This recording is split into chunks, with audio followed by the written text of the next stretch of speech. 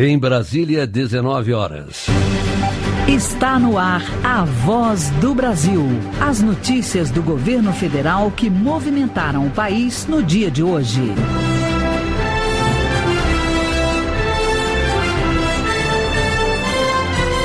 Boa noite. Boa noite para você que nos acompanha em todo o país. Segunda-feira, 13 de março de 2017. E vamos ao destaque do dia. Cai o número de cesarianas no Brasil. E o ministro da Saúde, Ricardo Barros, reforça ações para incentivar o parto normal. Essa é uma tendência que eu acredito vai continuar na medida em que nós estamos dando estrutura para dar mais conforto à mãe na hora do parto. E você também vai ouvir na Voz do Brasil de hoje. Grávidas do Bolsa Família começam a receber repelentes para a prevenção do Zika vírus, Maraquenupe. O produto começa a ser entregue agora em março. Os estados recebem o material que vai para os municípios e as prefeituras é que vão fazer a distribuição. 1.900.000 trabalhadores já sacaram o FGTS de contas inativas. E vamos responder dúvidas dos nossos ouvintes sobre auxílio moradia e alimentação a estudantes de baixa renda em universidades federais. A Voz do Brasil de hoje na apresentação de Gabriela Mendes e Ayrton Medeiros. E para assistir a gente ao vivo na internet, basta acessar www.voz.gov.br. Pela primeira vez em 5 anos, o número de cesarianas parou de crescer. Esse procedimento, que representa mais da metade dos partos realizados no país, apresentou um recuo de 1,5% em 2015, de acordo com dados divulgados este mês. E o Ministério da Saúde quer mais. Agora trabalha para humanizar esse momento tão especial para as mamães e ampliar o número de partos normais na rede pública e privada. O nascimento de uma criança é o primeiro encontro entre mãe e filho, mas como vai ser essa chegada nem sempre foi uma escolha. Vanessa Pereira Rocha, mãe da Isabela de 6 meses e da Manuela de quase 2 aninhos, queria que as suas bebês nascessem no tempo delas, de parto normal, e conta que precisou trocar de médico para ter o seu direito respeitado. Durante toda a gestação, eu me preparei para um parto normal. Cesariana só seria, assim, no último caso mesmo. As cesarianas, quando não indicadas corretamente, podem trazer riscos de vida para o bebê e para a mãe, sem falar que impedem o contato pele a pele com a criança logo após o nascimento e são uma barreira ao estímulo à amamentação. Por isso, o Ministério da Saúde adotou medidas para incentivar o parto normal. O ministro Ricardo Barros explica as ações anunciadas na última semana. Nós estamos autorizando pessoas da família a acompanharem o parto, doulas, pessoas que costumam assistir o parto normal, tem banheiras sendo instaladas em várias unidades de saúde. A mãe tem a criança no quarto onde ela já vai permanecer e o plano de parto é discutido com a mãe para que ela decida como quer ter o seu filho. Desde 2010, o número dos procedimentos de cesariana vinham aumentando no Brasil, mas com o apoio do governo e mais informação, as gestantes podem fazer uma escolha consciente e melhor para a família, o que está levando as futuras mamães a escolherem cada vez mais o parto normal. De acordo com o ministro da Saúde, Ricardo Barros, a tendência de aumento das cesarianas começa a ser revertida. Houve, de fato, um crescimento do parto normal e uma redução de cesariana percentualmente. É 55% cesariana, 45% parto normal. Essa é uma tendência que eu acredito vai continuar. E logo teremos meio a meio, parto normal e cesariana, e o parto normal tende a ser majoritário. O governo federal também vai atuar na capacitação de profissionais de saúde em 86 hospitais de ensino, responsáveis por 1.000 partos ao ano em todos os estados do país. Reportagem Natália Kozlik. E por falar no cuidado com as mamães e bebês, já começou a distribuição de repelentes para gestantes cadastradas no Bolsa Família. A ideia é evitar que elas sejam picadas pelo mosquito Aedes aegypti, que transmite a dengue, chikungunya e zika vírus, que pode causar microcefalia nas crianças. O Ministério da Saúde comprou 16 milhões de frascos de repelente, que vão ser distribuídos entre março e dezembro. A diarista Marcela dos Santos está grávida de 5 meses e toma alguns cuidados para se proteger do Aedes aegypti e evitar doenças como zika, dengue e febre chikungunya. Roupa comprida, de manga comprida e aquelas velas amarelinhas na casa também. E sempre fecha a janela mais cedo, coloca cortina. A diarista e outras gestantes vão poder contar agora com mais um item de proteção. Em todo o país, o governo federal vai distribuir 16 milhões de frascos de repelente. O produto começa a ser entregue agora em março e o último lote será entregue em dezembro. De acordo com o ministro da Saúde, Ricardo Barros, o repelente é específico para mães cadastradas no Bolsa Família. Onde tiver uma gestão do Bolsa Família, será entregue o repelente independente da incidência maior ou menor do mosquito. Os estados recebem o material que vai para os municípios e as prefeituras é que vão fazer a distribuição nos centros de referência de assistência social ou nas unidades de saúde. Nesta primeira etapa, o governo federal liberou quase 1 milhão de unidades de repelentes. Reportagem Mara Kenup. O Ministério da Saúde vai apoiar a decisão da Secretaria Estadual de Saúde do Rio de Janeiro de vacinar a população de todo o estado contra a febre amarela. Pois é, a ampliação da vacinação é mais uma precaução por causa da proximidade do estado com Minas Gerais, Espírito Santo e São Paulo, estados com casos confirmados da doença. Por isso, o Ministério vai encaminhar as doses extras da vacina contra a febre amarela. A estimativa é de que toda a população do estado seja imunizada até o fim deste ano. E até o momento não há casos suspeitos em municípios do Rio de Janeiro. Criança feliz. Primeira infância. Mais de 2.500 municípios já aderiram ao programa Criança Feliz. E hoje foi a vez do estado do Rio de Janeiro. O programa prevê a visita de técnicos para acompanhar de perto os primeiros 1.000 dias de vida das crianças. O estado é o 6º a formalizar o ingresso no programa. Além do governo estadual, 54 municípios fluminenses também já aderiram.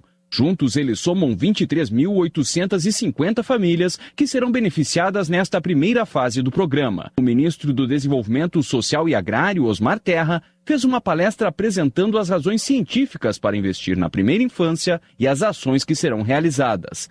Terra destacou que o Criança Feliz será, em pouco tempo, o principal programa social do país. É um programa de redução da pobreza a longo prazo, mas é um programa de desenvolvimento do ser humano, né? De proporcionar todos os instrumentos necessários para que aquela criança se desenvolva da melhor maneira possível. O governador do Rio, Luiz Fernando Pezão, disse que tem certeza que o programa vai contribuir para o enfrentamento à pobreza e à violência. Cada um somando um pouquinho é importante, principalmente o país com os dados de violência que a gente tem.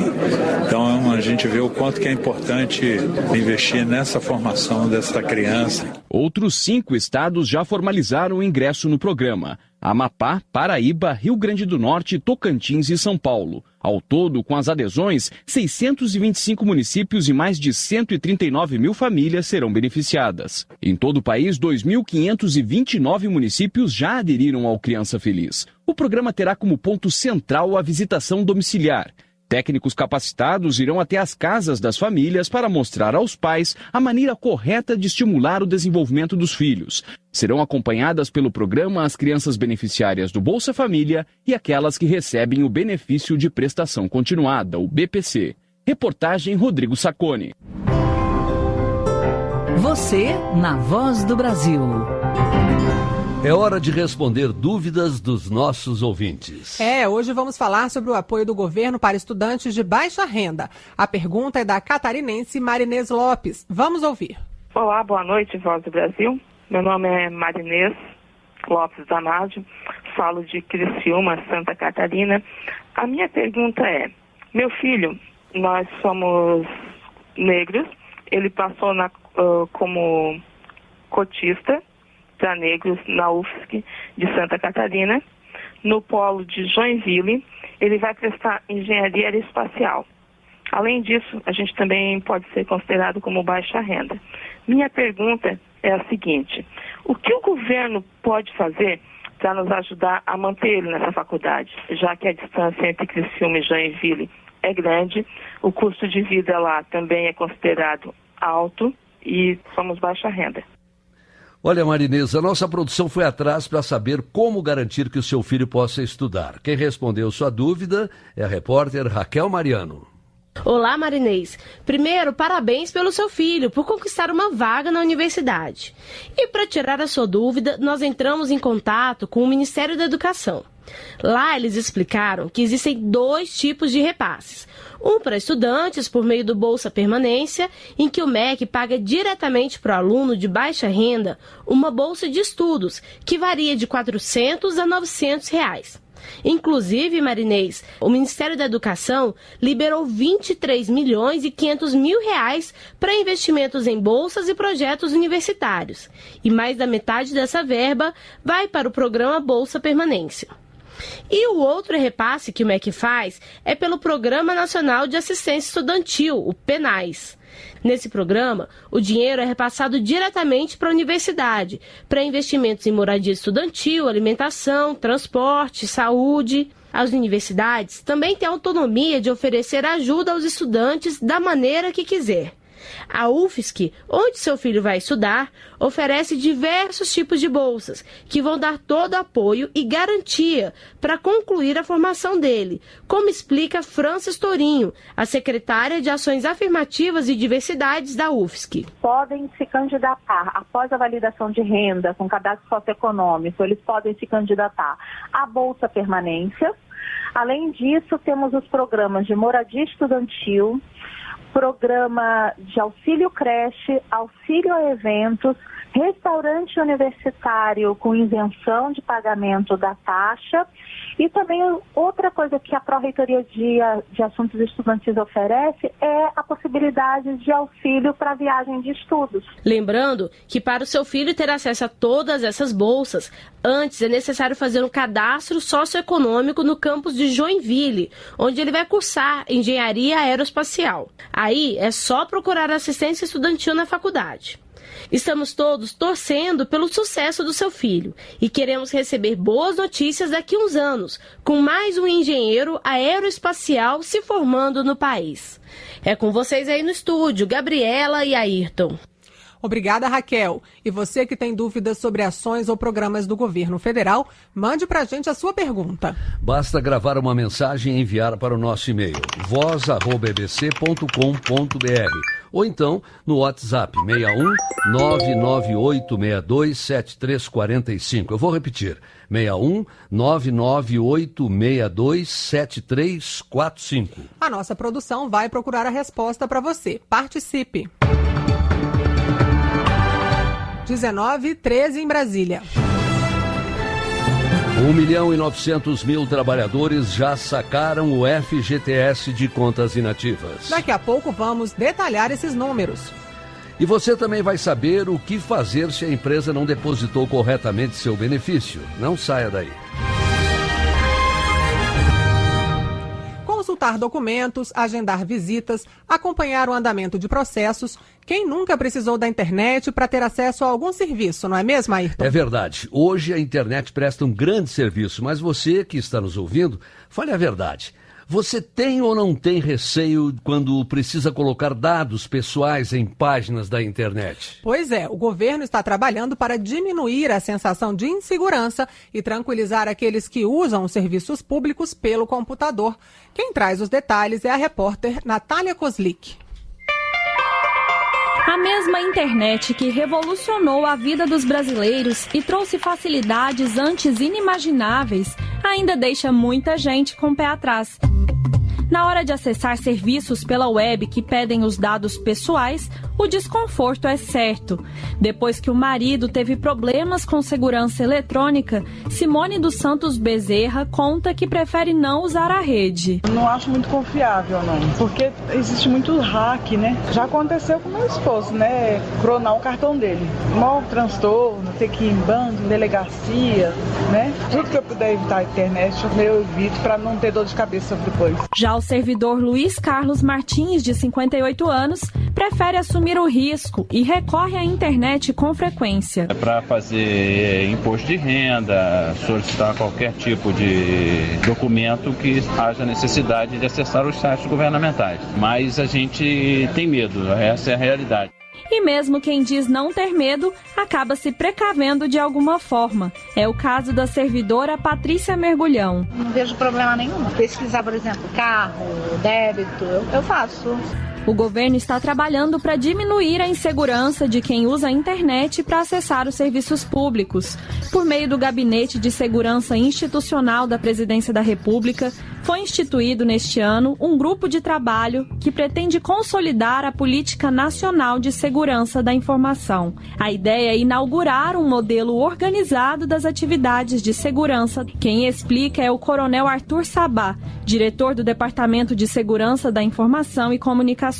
O governo brasileiro, aos moldes dos governos dos países desenvolvidos, está num processo grande e correto de migração da oferta de seus serviços públicos para plataformas web. Então, à medida que nós aprimoramos a segurança da informação e dentro dela a segurança cibernética nos órgãos públicos, nos órgãos de governo e nas instituições das infraestruturas críticas, naturalmente o cidadão poderá com certeza se sentir muito mais seguro quando utilizar esses recursos. O plano também vai contribuir para o crescimento das atividades de pesquisa e inovação tecnológica e fortalecer o desenvolvimento econômico e social do Brasil. O prazo para o envio da proposta é de 90 dias e depois segue para consulta pública. Reportagem Natália Kozlik.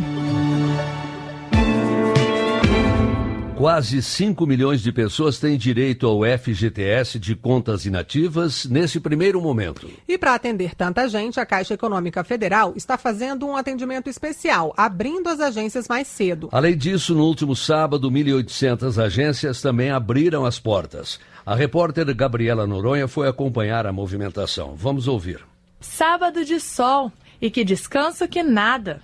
Marcelo Ribeiro aproveitou o dia para ir até uma agência da Caixa Econômica Federal em Brasília para sacar o FGTS de uma conta inativa. Para quem tem a semana lotada, de compromissos, é o melhor dia. Com dinheiro na conta, Marcelo já faz planos. Vou deixar na poupança, mas depois vou usar para viajar, até para visitar meus familiares em Salvador. Para melhor atender os cerca de 5 milhões de brasileiros que têm direito a sacar o FGTS neste primeiro momento, mais de 1.800 agências da Caixa Econômica Federal abriram no último sábado.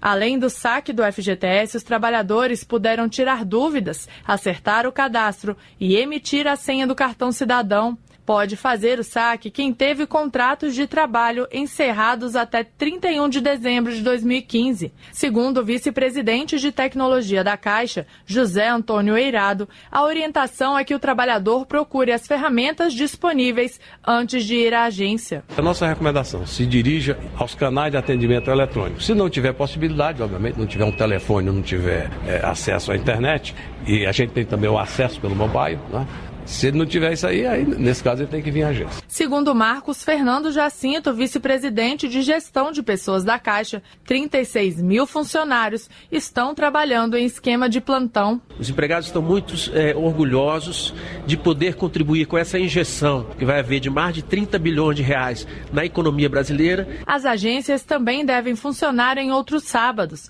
pelo menos um por mês em maio, junho e julho. O prazo para o saque vai até o dia 31 de julho e o calendário de pagamento varia de acordo com a data de nascimento dos trabalhadores. Reportagem Gabriela Noronha. E amanhã, terça-feira, as agências da Caixa também abrem mais cedo, às 9 da manhã. Agora, desde que o governo anunciou a liberação do saque de contas inativas do FGTS, o Ministério do Trabalho recebeu 239 denúncias de problemas com o depósito do benefício. Se ao retirar o extrato, o trabalhador constatar que não teve o fundo de garantia depositado corretamente, a gente explica agora o que é preciso fazer para formalizar uma denúncia contra a empresa. Esse é o tema do nosso quadro Pra Você, Cidadão. Para você, cidadão.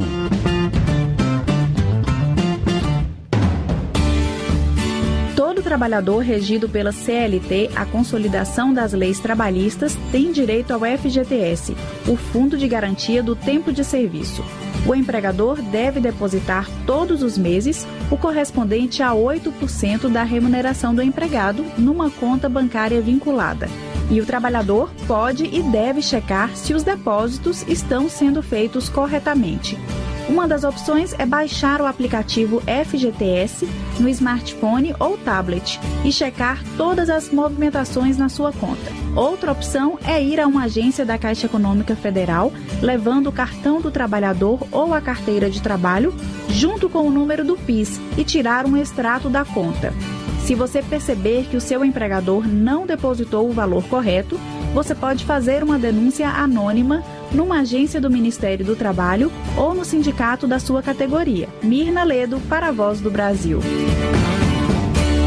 E agora há pouco o presidente Michel Temer recebeu o presidente da Caixa para saber como está o movimento nas agências do banco. E a gente conversa ao vivo com a repórter Luana Karen, que está neste momento no Palácio do Planalto e tem mais informações. Boa noite, Luana. Quantas pessoas já realizaram o saque do FGTS? Boa noite, Gabriela e Ayrton. Boa noite a todos os ouvintes da Voz do Brasil. O presidente da Caixa, Gilberto Ock, passou os dados de sexta-feira, primeiro dia de saque das contas inativas do FGTS. Cerca de 1.900.000 trabalhadores, dos quase 5 milhões que têm direito ao benefício, sacaram 3 bilhões e 260 milhões de reais. Esse valor representa quase a metade dos 6 bilhões e 970 milhões de reais previstos para serem resgatados neste mês de março. Já no sábado, mais de 530 mil atendimentos foram feitos nas mais de 1.800 agências da Caixa que estavam abertas. A previsão é que os recursos do FGTS injetem 35 bilhões de reais na economia, o que representa 0,5% do PIB, o Produto Interno Bruto de 2017, que é a soma de todos os bens e serviços produzidos no país. O presidente da Caixa, Gilberto Ock, destacou a importância desses recursos para a economia. É uma injeção importante de capital na economia, de recursos na economia, que nós acreditamos que num primeiro dia, 4 bilhões de reais aplicados e pagos a essas pessoas, isso se transformará em outros investimentos no comércio, em todas as outras questões de liquidação de dívida, amortização de dívida, regularização de inadimplência dos trabalhadores e também o acesso a outros bens ou, eventualmente, a aplicação financeira desse recurso. Na reunião de agora há pouco, Gilberto Ock informou para o presidente Michel Temer os números de atendimento no primeiro dia de saque das contas inativas. Segundo ele, Temer está muito satisfeito.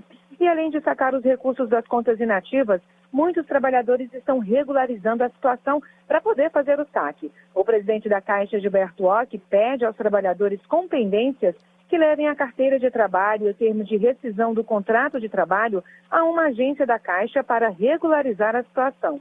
Lembrando que valores até R$ 3.000 podem ser sacados nos correspondentes Caixa Aqui e nas casas lotéricas presentes em todos os municípios brasileiros.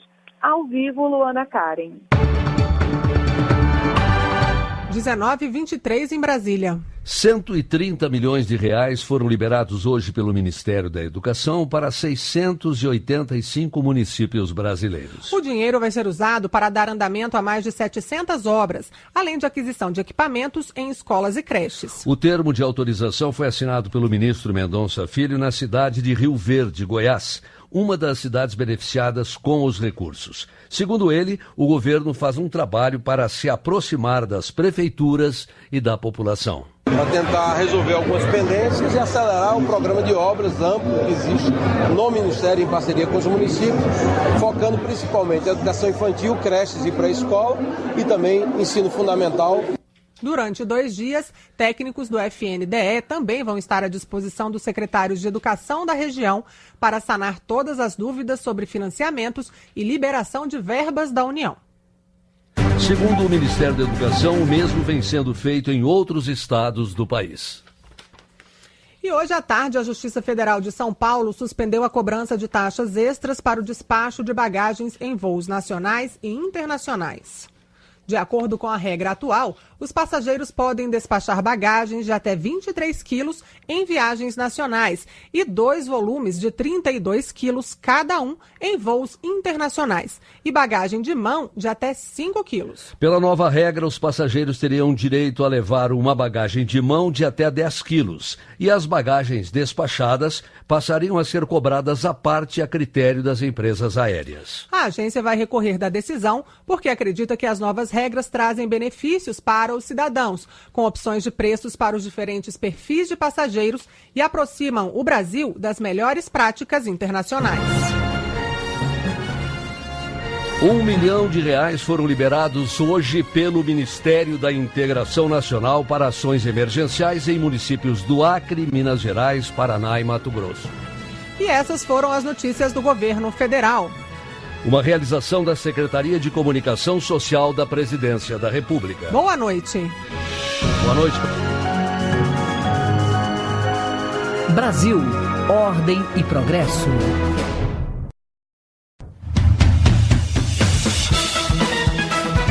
Você vai ouvir agora notícias do Poder Judiciário.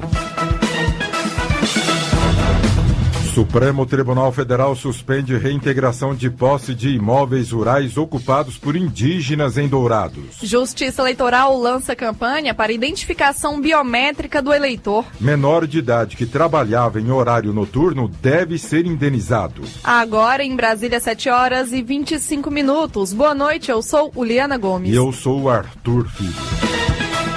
A presidente do Supremo Tribunal Federal, ministra Carmen Lúcia, suspende a reintegração de posse de imóveis rurais ocupados por indígenas em Dourados, em Mato Grosso do Sul. A ministra considerou que a medida poderia representar grave risco de vida aos envolvidos no conflito. Lucas Scherer. A decisão da presidente do Supremo Tribunal Federal acata pedido da FUNAI e anula uma decisão provisória da Justiça Federal em favor de 5 ações de reintegração. A FUNAI alega que a reserva de Dourados, onde residem 15 mil indígenas, aguarda pela revisão de limites há mais de 30 anos. Com a decisão, as reintegrações ficam suspensas até uma sentença final sobre o caso na Justiça Federal.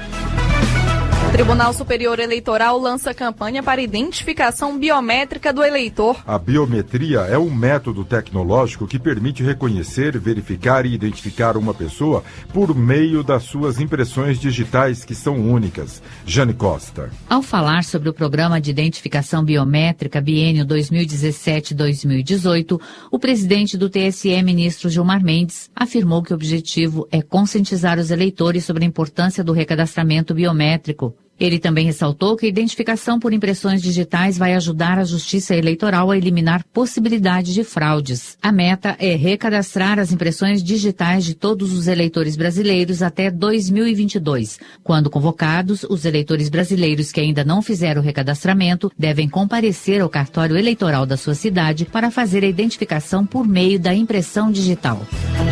Justiça Federal de São Paulo proíbe cobrança de taxa para despacho de bagagens em aeroportos. A decisão é provisória até que a Justiça Federal conclua a análise sobre o caso. Ana Gouveia. A decisão atende a pedido do Ministério Público Federal em São Paulo. As novas normas sobre o despacho de bagagens estavam previstas para entrar em vigor amanhã.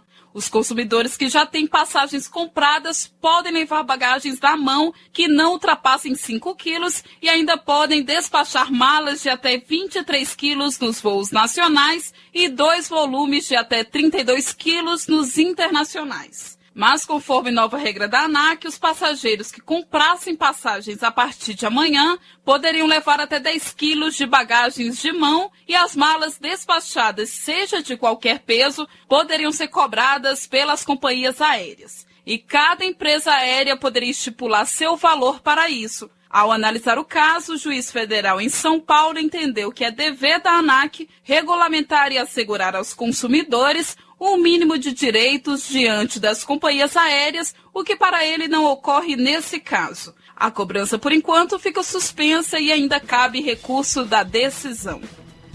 Sobre a decisão, a ANAC informa que respeita as instituições, mas adotará as providências necessárias para garantir os benefícios que acredita que as novas regras oferecem a toda a sociedade brasileira. A agência também afirmou que as novas normas buscam aproximar o Brasil das melhores práticas internacionais. Menor de idade que trabalhava em horário noturno vai ser indenizado. Ele deve receber R$100 mil de uma rede de supermercados. Cíntia Ribeiro. O menor de idade era operador de caixa de supermercado e habitualmente trabalhava no horário noturno, após as 10 da noite. O Tribunal Regional do Trabalho do Paraná considerou que a conduta da empresa violou a Constituição Federal e a CLT, submetendo o adolescente a condições nocivas no local de trabalho. Cabe recurso da decisão. Em Goiás, pais são condenados a pagar multa por filho faltar às aulas sem justificativa. O jovem faltou a quase todos os dias letivos do ano de 2015. Fernando Rota. A diretora da escola chegou a informar o Ministério Público sobre o caso. Na decisão, a Justiça considerou que, de acordo com a Constituição Federal, não é dever só do Estado, mas também da família, assegurar o direito à educação e incentivar e promover a participação do filho no ambiente escolar. Os pais devem pagar multa de um salário mínimo. Você acompanha outras notícias do Poder Judiciário em 104,7 FM para o Distrito Federal e em torno e também pela internet. Acesse www.radiojustiça.jus.br e siga pelo Twitter. twitter.com/radiojustiça. A você, uma boa noite. Boa noite. Notícias do Poder Judiciário, uma produção da Rádio Justiça, Supremo Tribunal Federal.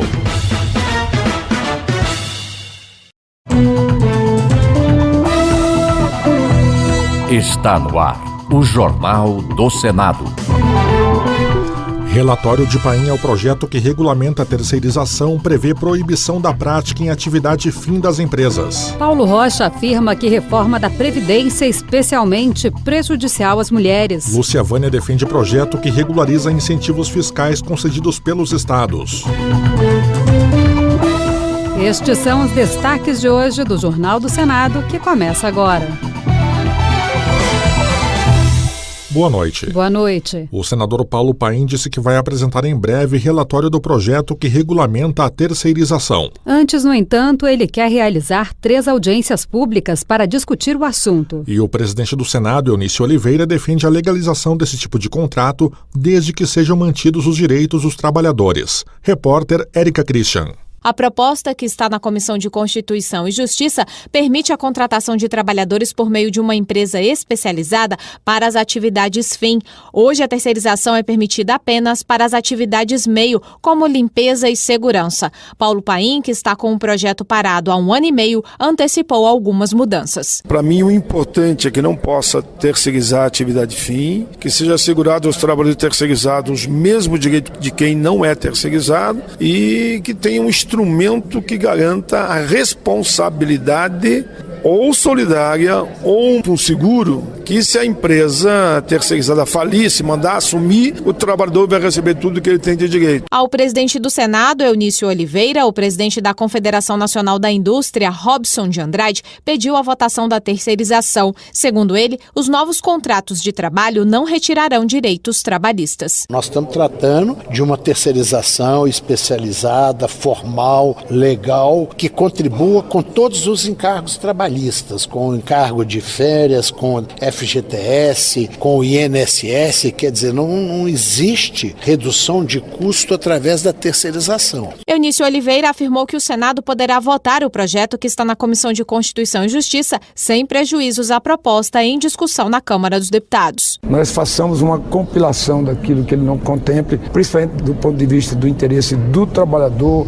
da segurança do trabalhador numa empresa terceirizada. Eu estou aberto para que a gente agilize e vote esse projeto aqui. Então, se aquilo que estiver desatualizado em matéria de terceirização pode ser atualizado nesse outro projeto que será aprovado aqui no Senado. Se o projeto da Comissão de Constituição e Justiça for aprovado sem mudanças, seguirá para a sanção presidencial. Caso contrário, voltará para a Câmara dos Deputados.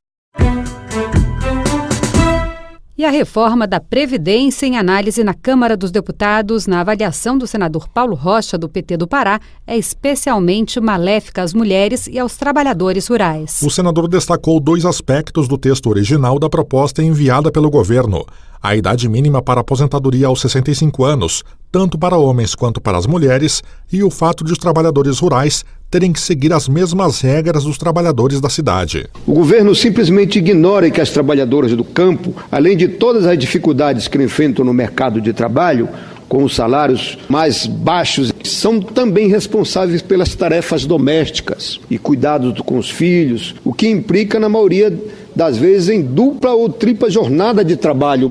Já a senadora Ana Amélia, do PP do Rio Grande do Sul, acredita que as mudanças que podem prejudicar os trabalhadores rurais, que sofrem com uma jornada desgastante, devem vir acompanhadas de ações para acabar com privilégios de outras categorias. Como é que nós vamos penalizar apenas o agricultor rural ou o aposentado trabalhador da indústria do comércio que recebe pelo regime geral da Previdência e você não vai tocar em nenhuma outra área? Veja só, a aposentadoria dos governadores. Tem estados como o meu é o segundo em gasto com a aposentadoria de governadores. O governador trabalha 4 anos e ele sai recebendo integral dos proventos.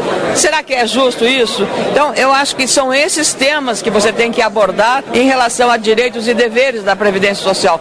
E ao apoiar a criação de uma CPI para apurar a real situação da Previdência Social, a senadora Lídice da Mata, do PSB da Bahia, acredita que a realidade das contas do setor no Brasil é distinta da de países de população mais envelhecida. Segundo ela, aqui ainda é baixa a proporção de gastos previdenciários em relação ao Produto Interno Bruto.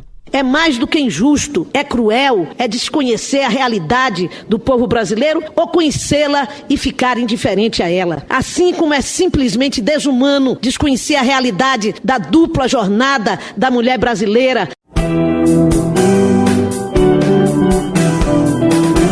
O senador José Maranhão, do PMDB da Paraíba, comemorou a inauguração do eixo leste da transposição das águas do Rio São Francisco, obra que considera beneficiar decisivamente a população de seu estado. Ele cumprimentou o presidente Michel Temer, a quem atribuiu postura de estadista, e disse que a decisão do governo de acelerar as obras de transposição foi um gesto de respeito ao povo da Paraíba. José Maranhão também manifestou reconhecimento à iniciativa do ex-presidente Lula pela coragem de executar a obra e saudou a todos que contribuíram com o empreendimento. Esse projeto é grande demais para pertencer a uma só pessoa, para pertencer a um só partido, para pertencer a uma só liderança. Todos, sem exceção, colaboraram.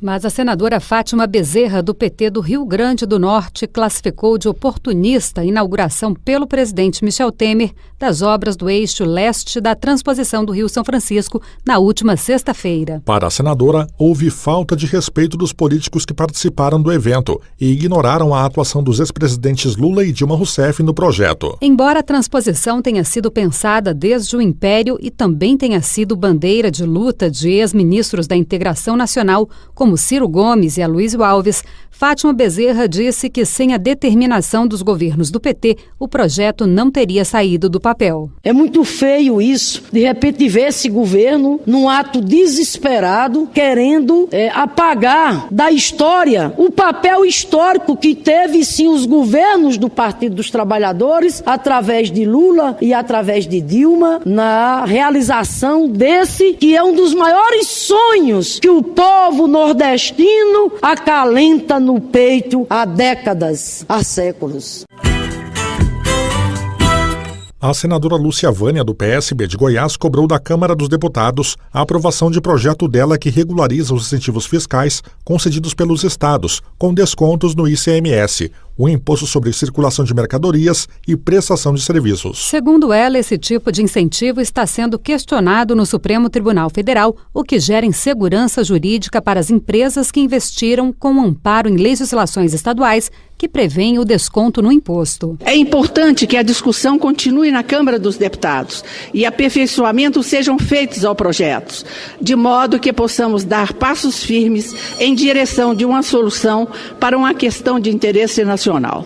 É preciso deixar aqui muito claro que os incentivos fiscais foi o único instrumento que os governos estaduais dispunham para minorar as desigualdades regionais. A Justiça Federal em São Paulo proibiu a cobrança das bagagens nos voos adquiridos a partir desta terça-feira, 14 de março. Mas para o senador Humberto Costa, do PT de Pernambuco, apenas a aprovação de um projeto como o que está na Câmara garante a suspensão da cobrança em definitivo. Repórter Maurício Desante. A decisão da 22ª Vara da Justiça Federal em São Paulo é liminar e atende a um pedido do Ministério Público Federal contra o cumprimento da norma da ANAC, que permitiria a cobrança de bagagens nos voos contratados a partir de 14 de março. O Ministério Público Federal alega que a resolução da Agência Nacional não levou em conta a estrutura do mercado brasileiro ou o impacto que a cobrança poderia ter sobre os passageiros com menor poder aquisitivo. O Ministério Público argumenta também que a cobrança pelas malas despachadas não reduziria o preço dos bilhetes, como alega a ANAC. O senador Humberto Costa, do PT de Pernambuco, é autor de um projeto, já aprovado pelo plenário do Senado, que susta em definitiva a cobrança por bagagens despachadas. Ele lembra o caráter provisório da liminar e cobra a aprovação do projeto pela Câmara dos Deputados. Pode haver também uma decisão do próprio juiz em caráter definitivo, né? Porém, há a possibilidade de a ANAC querer recorrer aos tribunais regionais federais ou até mesmo ao STJ, o STF, enfim. O importante é que se nós aprovarmos na Câmara dos Deputados a nossa resolução, o assunto se encerra definitivamente. O projeto aguarda pela designação de um relator na Câmara dos Deputados. Com a decisão da Justiça Federal, o passageiro continua a ter o direito de levar uma mala de 23 quilos nas viagens nacionais e 2 de 32 quilos nas viagens internacionais, sem pagar nada mais por isso. Jornal do Senado. Apresentação Lia Passarinho e Tiago Medeiros. Áudio Eliseu Caires. O Jornal do Senado fica por aqui. Acompanhe agora as notícias da Câmara dos Deputados. Boa noite. Boa noite.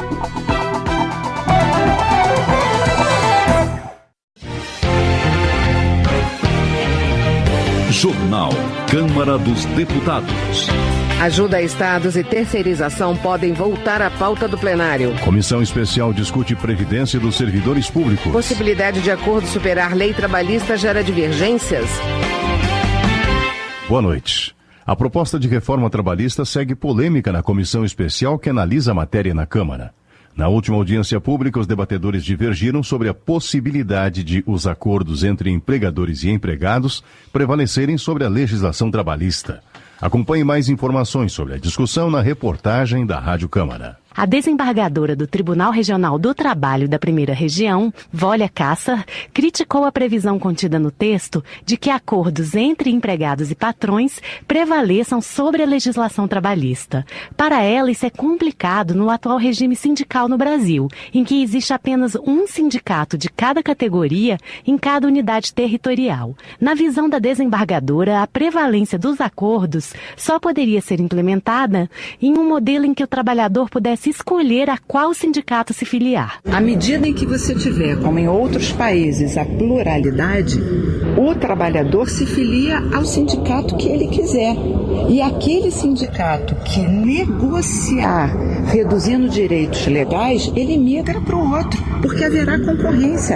É como ocorre nos Estados Unidos, é como ocorre em vários outros países da Europa, onde você tem a pluralidade. Já o representante da Associação Brasileira da Indústria de Máquinas e Equipamentos, Hiroyuki Sato, acredita que a reforma vai modernizar a legislação trabalhista e elogia especialmente a possibilidade de que os acordos prevaleçam sobre a legislação. Ele considera a lei trabalhista atual extremamente intervencionista e detalhista e critica o fato da legislação não se adaptar às condições regionais, às particularidades de cada atividade econômica ou ao porte das empresas. O representante da indústria considera que há um ambiente de insegurança jurídica para o empregador hoje. O empreendedor, ao contratar um empregado, ele não consegue calcular qual será o ônus que ele terá, né, com a contratação desse empregado. Por quê? Porque a justiça muda, a legislação, o Ministério Ministério do Trabalho também muda a legislação, o Ministério Público também aplica de forma diferente, de acordo com a conveniência do momento. Então tudo isso cria realmente uma insegurança e o empreendedor fica com receio de contratar mais empregado. Na audiência, o Procurador Regional do Trabalho do Distrito Federal, Cristiano Paixão, refutou o argumento do governo de que há um excesso de ações trabalhistas no Brasil e, por isso, a necessidade da reforma. Segundo o procurador, o número de processos está relacionado à alta judicialização de demandas na sociedade brasileira em todas as áreas, e não só na trabalhista. Ele observou que 25% dos processos da Justiça do Trabalho são concluídos por acordo. O relator da reforma, deputado Rogério Marinho, do PSDB do Rio Grande do Norte, defendeu que a proposta vai ajudar a preservar empregos e a dar segurança jurídica ao empreendedor, gerando novos postos de trabalho. Outros deputados contestaram essa visão e afirmaram que as relações de trabalho vão ficar mais precárias. As discussões sobre o assunto continuam até o início de maio, quando o relator pretende apresentar seu parecer à proposta. Da Rádio Câmara de Brasília, Lara Rage. Trabalho. Dados apresentados por Celso Maldaner, do PMDB catarinense, mostram que em 2015 o Brasil teve mais de 4 milhões de ações trabalhistas, enquanto os Estados Unidos registram cerca de 70 mil ações por ano. O deputado que integra a comissão especial que discute a reforma do setor afirma que é preciso acabar com a indústria de ações na Justiça do Trabalho. Celso Maldaner destaca ainda que os encargos trabalhistas e o elevado número de sindicatos representam outro gargalo para o crescimento do Brasil.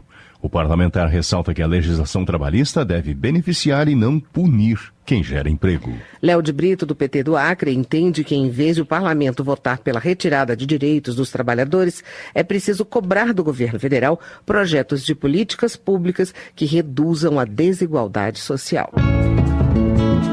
Direitos Humanos.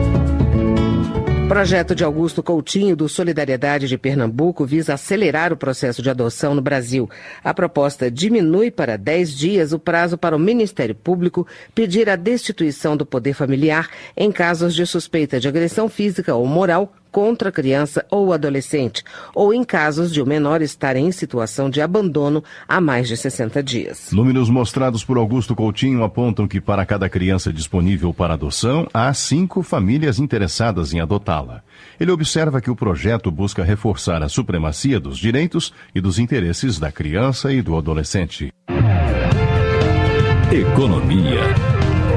Segundo denúncia de Felipe Bornier, do PROS do Rio de Janeiro, a Prefeitura de Nova Iguaçu efetuou vários contratos no valor de 31 milhões de reais sem processo de licitação.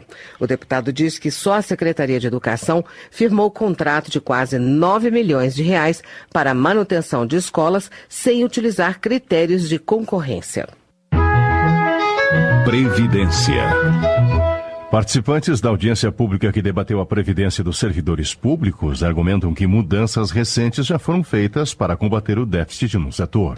No entanto, o deputado que defende a reforma argumenta que o déficit é geral e que todos precisam contribuir para equilibrar as contas do setor. Saiba mais na reportagem da Rádio Câmara. Na audiência da Comissão Especial da Reforma da Previdência, que discutiu a previdência dos servidores públicos, o representante da Associação Nacional dos Membros do Ministério Público, Paulo Penteado, diz que o déficit do regime geral dos servidores da União deverá cair de 1,10% do Produto Interno Bruto em 2016 para 0,43% em 2060. Segundo ele, isso é fruto das reformas já feitas no sistema até hoje. Paulo Penteado lembrou que os servidores que entraram até 2013 contribuem com 11% de todo o salário para a previdência própria, mesmo após a aposentadoria. E os que entraram após 2013 já estão limitados ao teto do INSS.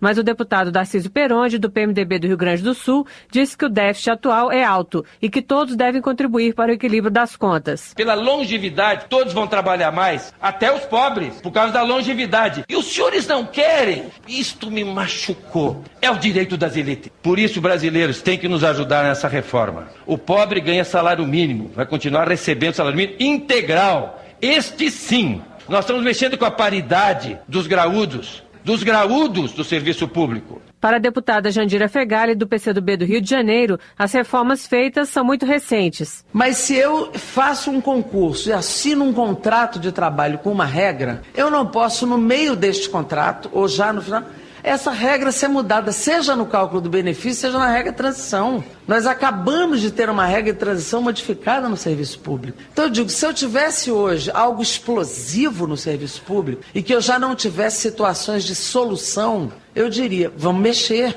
Mas hoje as soluções estão dadas e a perspectiva é uma perspectiva de melhora e não de piora. Os representantes de servidores na audiência criticaram as regras de transição que prejudicariam pessoas com idades próximas às datas de corte, 50 anos para homem e 45 anos para as mulheres. Luiz Alberto dos Santos, consultor do Senado Federal, disse que 66% dos servidores da União não entrarão na transição. O relator da reforma, deputado Arthur Oliveira Maia, do PPS da Bahia, voltou a dizer que muito provavelmente serão modificadas as regras de transição propostas pelo governo. Para Delúbio da Silva, do Ministério da Fazenda, as regras de transição propostas permitem acabar com as aposentadorias integrais de parte dos servidores que entraram até dezembro de 2003. Eles entrariam na regra de cálculo dos trabalhadores em geral, onde o benefício é definido por 51% da média salarial, mais 1 ponto por ano de contribuição. O deputado Assis do Couto, do PDT do Paraná, protocolou requerimento na mesa diretora, pedindo prazo de mais 2 sessões para a apresentação de emendas à reforma da Previdência. Para fazer emendas à reforma, são necessárias as assinaturas de 171 deputados. Hoje já existem 32 emendas protocoladas na comissão. Da Rádio Câmara de Brasília, Silvia Minhato. Homenagem.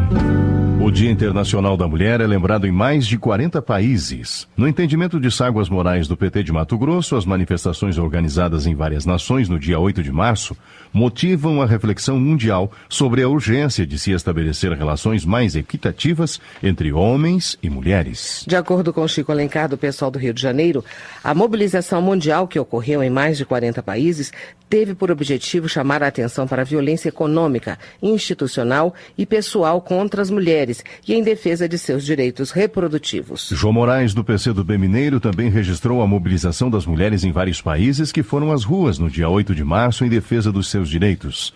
Ela avalia que a ruptura democrática no Brasil prejudicou as mulheres, já que após a saída da presidente Dilma Rousseff, a Secretaria Especial de Políticas para as Mulheres foi extinta. Capitão Augusto, do PR de São Paulo, saudou as mulheres pela passagem do Dia Internacional, em especial as policiais militares e civis que se dedicam à segurança no Brasil. Levantamento da Secretaria de Segurança Pública de Minas Gerais revela que 14 mulheres sofrem violência doméstica a cada hora no estado.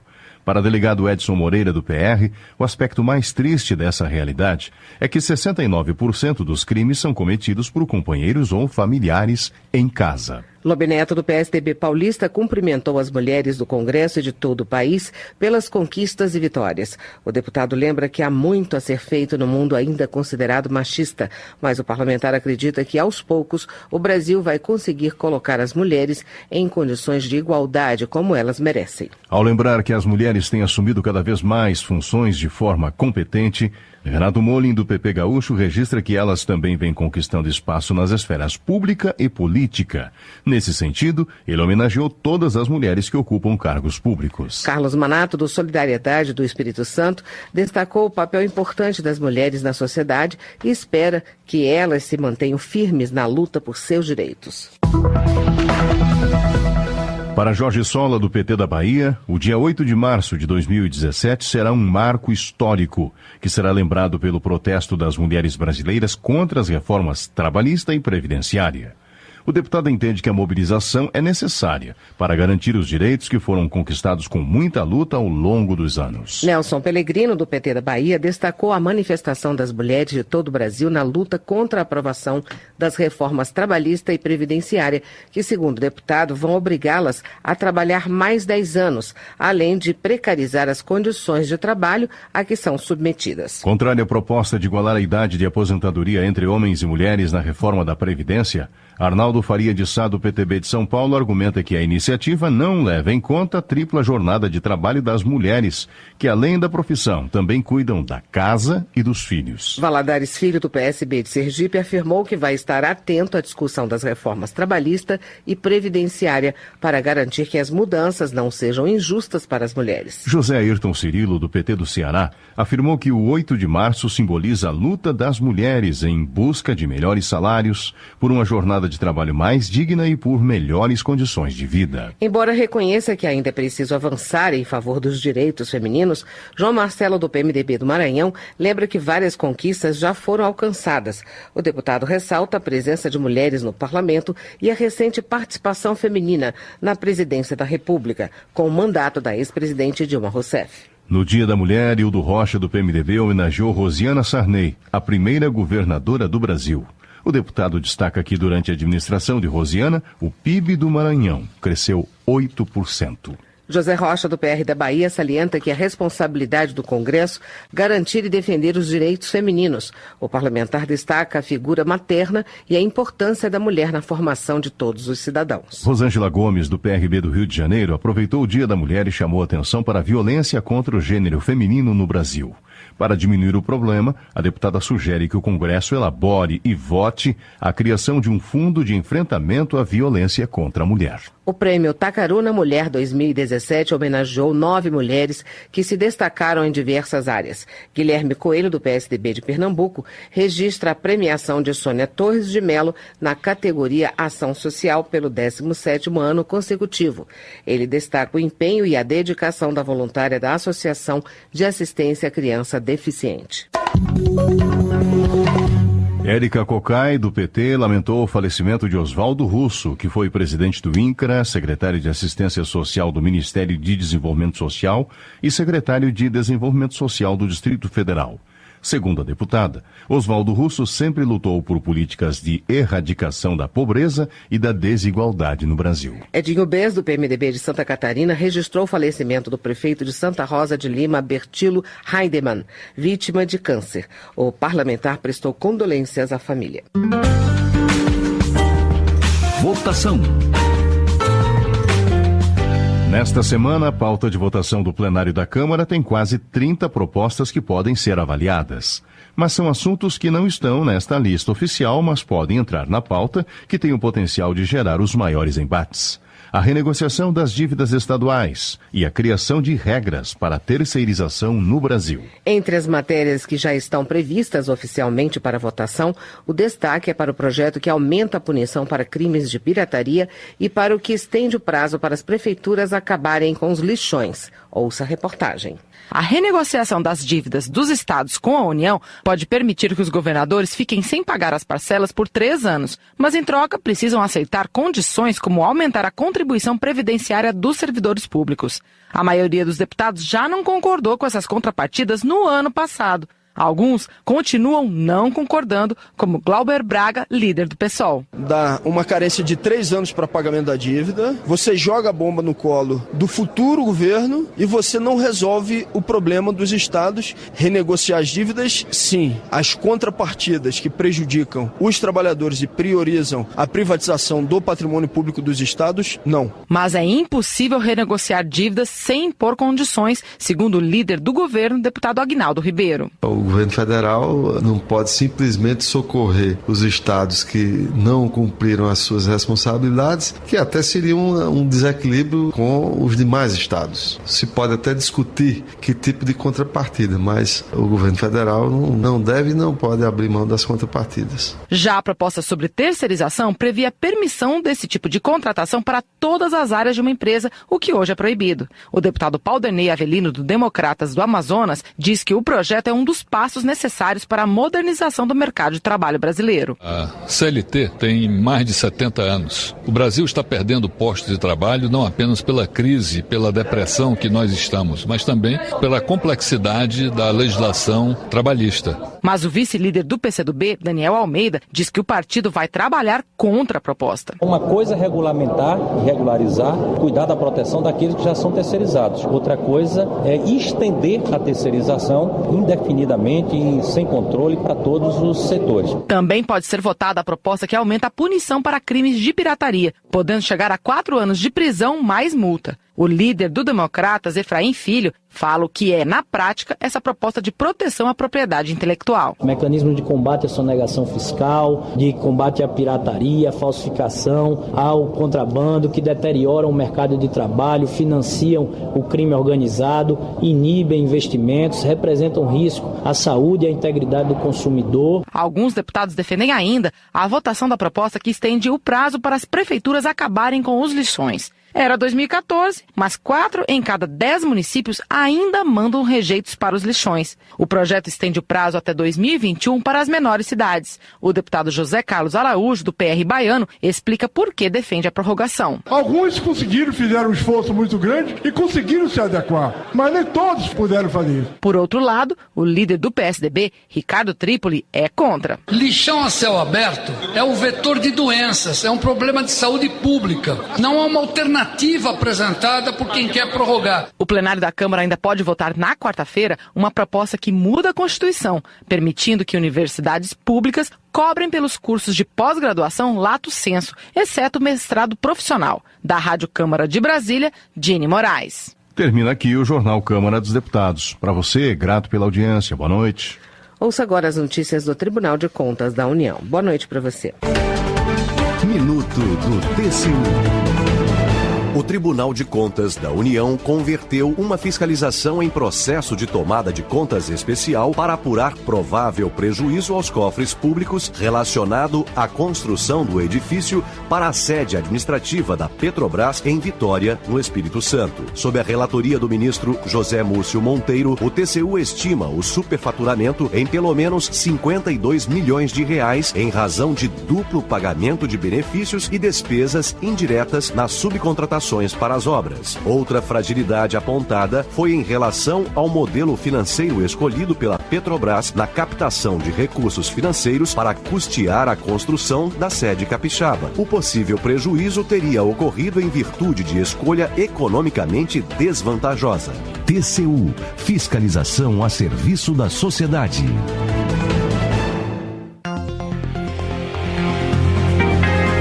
Voz do Brasil. De segunda a sexta, às 19 horas. Boa noite.